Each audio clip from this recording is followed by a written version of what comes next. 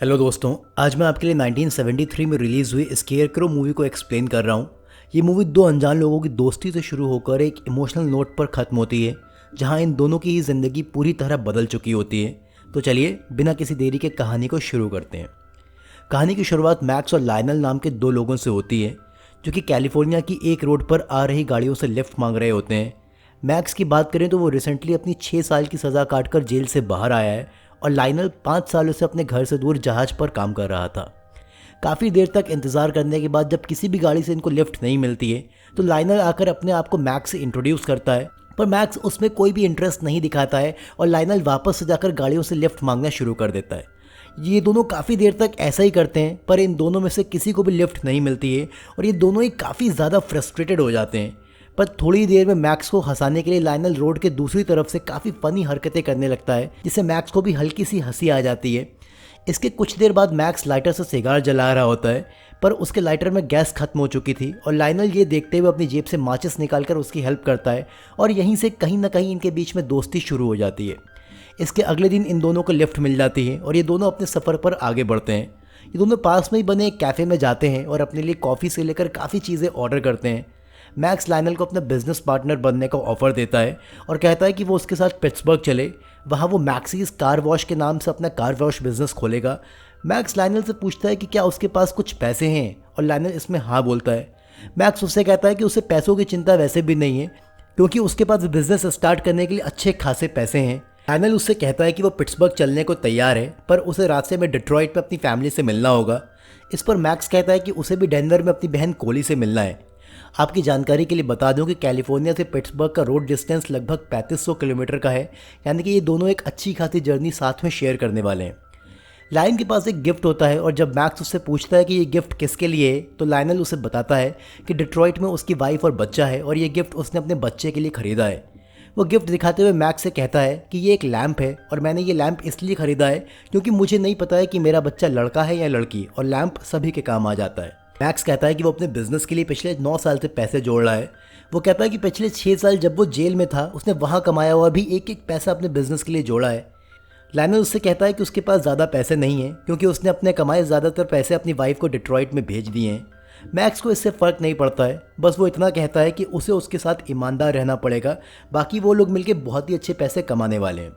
इसके बाद ये लोग कुछ दूरी ट्रेन से तय करके अपने सफ़र पर आगे बढ़ते हैं और एक होटल में रुकने से पहले ये लोग एक रेस्टोरेंट में खाना खाने जाते हैं, जहां मैक्स का वहां के कुछ लोगों से काफ़ी झगड़ा हो जाता है और इन दोनों को ही लात मारकर वहां से भगा दिया जाता है। मैक्स के एग्रेसिव नेचर को देखकर लायनल होटल रूम में आकर उसको बोलता है कि तुम्हें हर बात पर लोगों को पीटने की ज़रूरत नहीं होनी चाहिए। वो मैक्स से कहता है कि फील्ड में खड़े स्केयर क्रो को देखकर कौवे बिल्कुल भी नहीं डरते हैं, बल्कि उस स्केयर क्रो और फार्मर पर हंसते हैं, और ऐसा ही हमें भी करना चाहिए। लाइफ में हर बात पर झगड़ा ना करके उसको हंसी के मोमेंट में तब्दील कर देना चाहिए।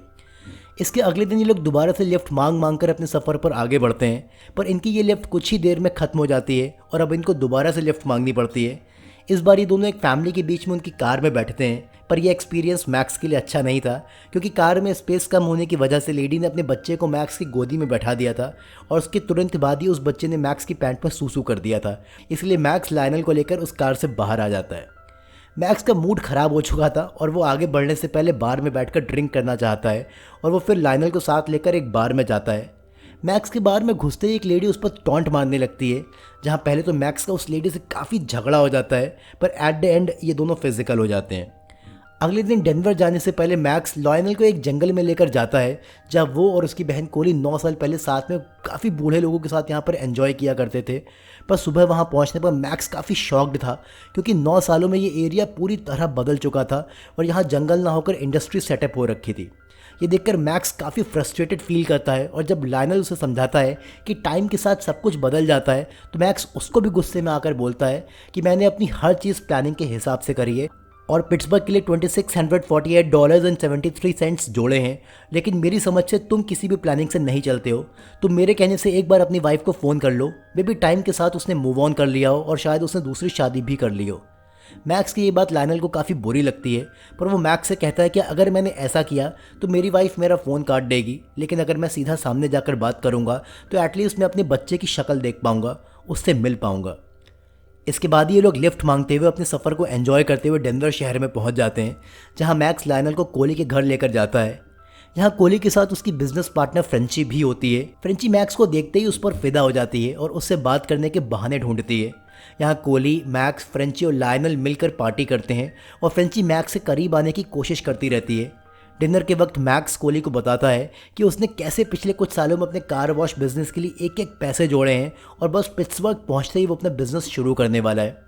फ्रेंची यहाँ भी मैक्स के बार बार करीब आ रही होती है और डिनर के बाद मैक्स लायनल को कोहली के साथ छोड़कर फ्रेंची के घर पर नाइट स्टे करने के लिए चला जाता है। मैक्स के जाने के बाद कोहली लायनल से कहती है कि वो मैक्स को समझाए कि वो अपना कार वॉश बिजनेस पिट्सबर्ग की बजाय डेनवर में ही ओपन कर ले और पिट्सबर्ग ना जाए, और लायनल कहता है कि वो ज़रूर इसके बारे में मैक्स से बात करेगा। इसके अगले दिन कोहली का बर्थडे होता है और घर लौटने के बाद मैक्स लायनल को लेकर कोहली के लिए गिफ्ट खरीदने के स्टोर पर जाता है। लायनल उससे कल रात वाली कोहली की बात करता है कि वो अपना कार वॉश बिजनेस पिट्सबर्ग के बजाय यहाँ डेनवर में ही ओपन क्यों नहीं कर लेता है। मैक्स उसकी बात नहीं मानता है और कहता है कि अगर वो कोई प्लान बनाता है तो उस पर स्टिक रहता है। अब आज रात जब मैक्स, कोहली, फ्रेंची और लायनल साथ बैठे होते हैं तब ये सब मिलकर मैक्स को फिर से समझाते हैं कि वो यहीं रुक जाए, पर वो इनकी बात नहीं मानता है और बात को ख़त्म करने के लिए फ्रेंची को लेकर साथ में फ्लोर पर डांस करने लगता है। पर तभी यहाँ पर फ्रेंची का एक्स बॉयफ्रेंड उस पर कमेंट करता है कि तुम रात भर कहाँ गायब थी, मैं तुम्हें पूरी रात फ़ोन कर रहा था। इस बात पर मैक्स को गुस्सा आ जाता है और उसका इस इंसान से झगड़ा हो जाता है। इस झगड़े में लायनल और बाकी सबको भी इन्वॉल्व होना पड़ता है। देखते ही देखते यहाँ पुलिस भी आ जाती है, पर मैक्स यहाँ पुलिस वाले के ऊपर भी हाथ छोड़ देता है और इसका रिजल्ट ये होता है कि लायनल और मैक्स को 1 महीने के लिए जेल में डाल दिया जाता है। जेल में आने के बाद मैक्स इसका पूरा दोष लायनल के ऊपर देता है और उससे कहता है कि तुम्हारी वजह से मुझे यहाँ पर दोबारा आना पड़ रहा है। जाहिर सी बात है, 6 साल की सज़ा काटने के बाद मैक्स को दोबारा जेल की शक्ल देखनी पड़ रही है, जो कि उसके लिए काफ़ी फ्रस्ट्रेटिंग है। पर लायनल उससे कहता है कि झगड़ा उसने खुद शुरू किया था, ना कि उसने। पर मैक्स अभी भी उससे नाराज़ रहता है और कहता है कि तुम अब पूरा 1 महीना मुझसे दूर रहोगे। इनकी ये कॉन्वर्सेशन सुनकर रायली नाम का साथी कैदी इनके पास आकर अपने आप को इंट्रोड्यूस करता है और कहता है कि इन्हें आपस में बात कर लेनी चाहिए। मैक्स लायनल के साथ उसको भी अपने आप से दूर रहने के लिए सलाह देता है। रायली मैक्स से कहता है कि उसकी यहाँ काफ़ी जान पहचान है और किस कैदी को क्या काम मिलेगा ये वही डिसाइड करता है। वो उसको यहाँ अच्छा काम दिलवा सकता है, वरना उसको गंदे सुअरों के साथ फार्मिंग करनी पड़ेगी। इस पर मैक्स उसे गाली देता है और यहाँ से जाने के लिए कहता है। लायनल भी मैक्स से गुस्से को देखकर समझ जाता है और उससे कहता है कि अगर वो नहीं बात करना चाहता है तो ना करे, और इसके बाद रायली के साथ यहाँ से बाहर चला जाता है। लायनल रायली को बताता है कि जेल से छूटने के बाद वो मैक्स के साथ मिलकर पिट्सबर्ग में कार वॉश बिजनेस करेगा, और इसलिए रायली अपनी जान पहचान के एक ऑफिसर मिकी से मिलवाकर लायनल को जेल के अंदर कार वॉश का काम दिलवा देता है, जबकि मैक्स को गंदे सुअरों के साथ हॉक फार्मिंग करनी पड़ती है। लायनल इस जॉब को करके काफ़ी खुश होता है और इस बीच में जाकर मैक्स से बात भी करना चाहता है, पर मैक्स एडमेंट होता है कि वो उससे बात नहीं करेगा। रायली लायनल को बड़े बड़े प्रॉमिस करता है कि वो उसे टैलेंट शो का जज बना देगा, एट्सेट्रा एट्सेट्रा, पर रायली का इरादा नेक नहीं था। और 1-2 दिन बाद जब लायनल और वो उसके सेल में अकेले होते हैं तो वो लायनल से अपनी करी गई हेल्प के लिए सेक्सुअल फेवर करने को कहता है, क्योंकि वो एक होमोसेक्सुअल था। लायनल को पहले तो ये मजाक लगता है, पर जैसे जैसे रायली उसके करीब आने लगता है तो वो समझ जाता है और उसको दूर धकेल देता है। रायली को इससे ज़रा सी चोट भी आ जाती है। लायनल जाने के बजाय वहीं रुककर उससे पूछता है कि उसको कहीं चोट तो नहीं आई है, पर रायली तुरंत उठकर उसको बुरी तरह मारता है और लायनल उसके आगे काफ़ी वीक दिखाई देता है। इसके अगले सीन में लायनल खून से लथपथ होकर कॉमन सेल में जाता है, जहां मैक्स और बाकी सब कैदी सो रहे होते हैं। लायनल मैक्स को पुकारता है और मैक्स लायनल की आवाज़ सुनकर तुरंत उसके पास जाता है। लायनल की हालत देखकर ये साफ लग रहा था कि रायली ने उसका रेप किया है। लायनल की ऐसी हालत देखकर मैक्स का मूड खराब हो जाता है और अगले दिन ही वो रायली के पास जाता है और उसको बहुत बुरी तरह से मारकर लायनल का बदला लेता है। इसके कुछ दिन बाद ही मैक्स और लायनल को जेल से रिहा कर दिया जाता है और ये लोग अब डेनवर काउंटी से बाहर आकर डिट्रॉइट की तरफ बढ़ने लगते हैं। मैक्स अब तक लायनल के साथ रहकर काफ़ी बदल गया था और उसका गुस्सा पहले से काफ़ी कम हो गया था, और वहीं दूसरी तरफ लायनल पहले से काफ़ी खामोश रहने लगा था, क्योंकि जेल में जो उसके साथ हुआ था वो उसे अभी तक भुला नहीं पाया है। मैक्स डिट्रॉइट जाने से पहले लायनल से फिर से कहता है कि डिट्रॉइट मत जाओ, मेरे साथ सीधा पिट्सबर्ग चलो, क्योंकि मुझे तुम्हारा वहाँ जाना कुछ सही नहीं लग रहा है। और रही बात इस गिफ्ट की, तो तुम इसे अपने बच्चे के लिए कोरियर करवा दो। पर लायनल उसकी बात नहीं मानता है। डिट्रॉइट में लायनल के घर जाने से पहले ये दोनों एक बार में बैठते हैं, जहाँ मैक्स का हर बार की तरह एक आदमी से फिर से झगड़ा हो जाता है और मैक्स उस पर हाथ छोड़ने ही जा रहा होता है, पर वो लायनल की शक्ल देखकर रुक जाता है, क्योंकि उसको लायनल की क्रोज और लाफिंग वाली बात याद आती है और वो उस आदमी के साथ काफ़ी फ़नी हो जाता है, जिससे ये लड़ाई वहीं रुक जाती है।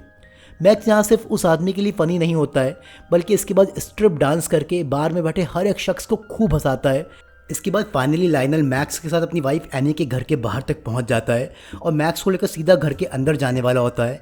पर मैक्स उससे कहता है कि ऐसे एकदम से अंदर जाना सही नहीं रहेगा, तुम मेरी मानो तो पहले एक फ़ोन कॉल कर लो। और लाइनल ऐसा ही करता है। वो पास में ही बने एक टेलीफोन बूथ से अपनी वाइफ को फ़ोन लगाता है। लाइनल की उसकी वाइफ यानी कि एक्स वाइफ से बात होती है और लाइनल को मालूम चलता है कि उसकी वाइफ ने उसके जाने के कुछ टाइम बाद ही दूसरी शादी कर ली थी और पिछले 5 सालों में लाइनल ने उसे जितने भी पैसे भेजे थे उसने उन पैसों से अपने नए हस्बैंड के साथ मिलकर उसका बिजनेस सेटअप किया है। लाइनल को ये सुनकर काफ़ी यूज्ड हुआ टाइप फील होता है, क्योंकि वो भले ही अपनी प्रेग्नेंट वाइफ को एकदम से छोड़कर चला गया था, पर वो पिछले 5 सालों से लगातार उसे पैसे भेज रहा था ताकि उसे कोई भी फाइनेंशियल क्राइसिस ना आए। लाइनल अपनी वाइफ से एटलीस्ट एक बार सामने से मिलने के लिए कहता है, पर उसकी वाइफ उस बात पर बहुत ही ज़्यादा उसको गालियाँ बकती है और उसे मिलने से साफ मना कर देती है। लाइनल को इस बात पर काफ़ी दुख होता है, पर वो जैसे तैसे अपने आप को संभाल लेता है और एनी से अपने बच्चे के बारे में पूछता है कि वो लड़का है कि या लड़की। और अब लाइनल को बहुत ही बुरा फील होने वाला है, क्योंकि उसकी वाइफ उससे बोलती है कि उनका बच्चा वो पैदा होने से पहले ही मर गया था और इसका जिम्मेदार सिर्फ और सिर्फ वो है। वो कहते हैं कि हमारा बच्चा बैप्टाइज नहीं हो पाया था सिर्फ और सिर्फ तुम्हारी वजह से, क्योंकि तुम एक नंबर के डरपोक थे। अब वो ज़िंदगी भर कभी भी स्वर्ग में नहीं जा पाएगा। एनी ने यहाँ साफ साफ झूठ बोला है और लाइनल का बेटा उसके सामने ही बैठा हुआ था। पर यह सुनते ही लाइनल अपना होश खो देता है और उसे एक बहुत ही बड़ा झटका लगता है। वो फ़ोन रखकर टेलीफोन बूथ से बाहर आता है और मैक्स के सामने प्रिटेंड करता है कि सब कुछ नॉर्मल है और एनी से बात हो गई है और उसका बेटा हुआ था। ये बातें सुनकर मैक्स भी खुश हो जाता है, पर लाइनल अंदर ही अंदर काफ़ी टूट चुका था। इसके बाद लाइनल और मैक्स सिटी पार्क में जाते हैं, जहां लाइनल वहां आए दूसरे बच्चों के साथ खेलने लगता है। पर थोड़ी ही देर में उसकी मेंटल हेल्थ बुरी तरह ख़राब हो जाती है और वो वहां बच्चों के साथ पागलपन की हरकतें करने लगता है। वो इवन एक बच्चे को उठाकर बगल में बह रहे फाउंटेन के पास ले जाता है और ये देखकर मैक्स और उसके बच्चे के माँ बाप दोनों ही बहुत ज़्यादा घबरा जाते हैं। मैक्स तुरंत जाकर उससे उस बच्चे को ले लेता है और उसे संभालता है, पर लाइनल अब तक कैटाटोनिक हो चुका था, यानी कि अब वो नॉर्मल नहीं रहा था। मैक्स तुरंत उसे लेकर हॉस्पिटल जाता है और वहाँ डॉक्टर मैक्स को बताते हैं कि लाइनल को हम स्टेट हॉस्पिटल रेफ़र कर रहे हैं, क्योंकि उसको कैटाटोनिक नाम की बीमारी हो गई है और वो होश में होते हुए भी अपने हाथ पैर पर काबू नहीं कर सकता है और मेंटली स्टेबल नहीं रहेगा। मैक्स डॉक्टर से पूछता है कि उसे ठीक होने में कितना टाइम लगेगा, तो डॉक्टर उससे कहता है कि इसकी कोई भी गारंटी नहीं है कि वो ठीक हो पाएगा भी नहीं और इसे कितना टाइम लग सकता है। मैक्स डॉक्टर से कहता है कि वो लाइनल को जल्दी से जल्दी ठीक कर दे और पैसों की चिंता बिल्कुल ना करे, उसके इलाज का पूरा खर्चा वो उठाने को तैयार है। पर डॉक्टर उससे कहते हैं कि बात पैसों की नहीं है, फिलहाल हम लाइनल को ठीक करने में टाइम लगेगा। मैक्स इसके बाद तुरंत लाइनल के पास जाता है, जो कि स्ट्रेचर पर बेहोश पड़ा था। मैक्स लाइनल के बंधे हुए हाथ खोल देता है और उसको होश में लाने की पूरी कोशिश करता है, पर लाइनल एक जिंदा लाश की तरह पड़ा रहता है और होश में नहीं आता है। ये देखकर मैक्स को बहुत ही ज़्यादा बुरा फील होता है, क्योंकि लाइनल वाकई एक अच्छा इंसान है। और इस इंसिडेंट के बाद मैक्स फिर से अकेला हो जाता है और वो अगले दिन ही पिट्सबर्ग की फ़्लाइट लेकर जाने लगता है। पर वो डेट्रॉइट से पिट्सबर्ग के लिए राउंड ट्रिप टिकट लेता है, यानी कि वो कुछ टाइम बाद ही लाइनल के पास वापस आकर उसका ख्याल रखने वाला है। और इसी के साथ इस मूवी की कहानी भी यहीं पर ख़त्म हो जाती है। और अगर हम इस फिल्म के कंक्लूजन की बात करें तो ये फिल्म भले ही एक सैड एंडिंग पर ख़त्म होती है, पर इसमें नोटिस करने वाली जो बात सबसे अहम बात है वो ये है कि लाइफ में इंसान हो या सिचुएशन कुछ भी फिक्स नहीं होता है। हर चीज़ अपने हिसाब से बदल रही है और इंसान भी उसी का पार्ट है और उसके अंदर भी टाइम के साथ काफ़ी चेंजेस आ जाते हैं। अब अगर हम मूवी के कैरेक्टर्स की बात करें तो मैक्स लाइनल के साथ रहकर काफ़ी बदल गया था और उसका एग्रेसिव नेचर काफ़ी हद तक कम हो गया था। वहीं लाइनल, जो कि एक अच्छा इंसान था और हमेशा दूसरों को हंसाने का काम करता था, उसकी ज़िंदगी में ऐसी सिचुएशंस आई कि अब पता नहीं वो कभी खुद भी हंस पाएगा कि नहीं।